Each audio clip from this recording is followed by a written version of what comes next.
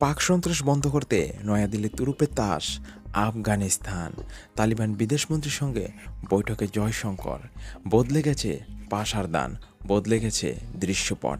ভারতের ক্ষতি করতে মাদ্রাসার প্রশিক্ষণপ্রাপ্ত যে তালিবানরা ছিল পাক সেনা ও আইএসআইয়ের হাতের পুতুল, সেই তালিবানদের সঙ্গে পাকিস্তানের সম্পর্ক এখন সাপে নেউলে। প্রায় প্রতিদিন পাক আফগান সীমান্তে পাকিস্তানি সেনার উপর মারণ হামলা চালাচ্ছে টিটিপি বিদ্রোহীরা, যাদের অধিকাংশই আফগান তালিবানদের ঘনিষ্ঠ বন্ধু। কোণঠাসা ইসলামাবাদকে আরও কোণায় নিয়ে ঘাড়ে গর্দানে চেপে ধরতে এবার হাত মেলাতে চলেছে নয়াদিল্লি ও আফগানিস্তান। কাবুলে তালিবান সরকার প্রতিষ্ঠাতার পর এই প্রথমবারের মতো ভারত সফরে আসা আফগান বিদেশমন্ত্রী আমির খান মোরতাকির সঙ্গে ঐতিহাসিক বৈঠকের পর এই বার্তা দিলেন বিদেশমন্ত্রী এস জয়শঙ্কর। পরিস্থিতি আরও নাটকীয় হয়েছে আব্দুল মোত্তাকির ভারত সফরের সময়ে কাবুলে ধারাবাহিক বিস্ফোরণের ঘটনায়। পাকিস্তানের এই হানার কঠোর নিন্দা করে আফগানিস্তানের পাশে থাকার বার্তা দিলেন এস জয়শঙ্কর। ফলে আগামী দিনে নয়াদিল্লি ও কাবুলের মধ্যে কৌশলগত জোট আরও শক্তিশালী হবে বলে ধারণা করছে বিশেষজ্ঞ মহল। শুক্রবার নয়াদিল্লিতে মোরতাকি ও আফগান প্রতিনিধি দলের সঙ্গে বৈঠক করলেন এস জয়শঙ্কর।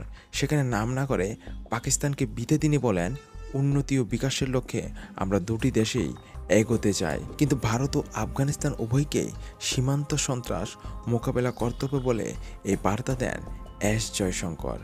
বিদেশমন্ত্রী আরও বলেন, সমস্ত রকম সন্ত্রাসকে উৎখাত করতে ভারত ও আফগানিস্তানের একসঙ্গে কাজ করা উচিত বলে জানান তিনি। ভারতের নিরাপত্তা সংক্রান্ত ইস্যুতে আফগানিস্তান যেভাবে পাশে থাকে তারও প্রশংসা করেন এস জয়শঙ্কর।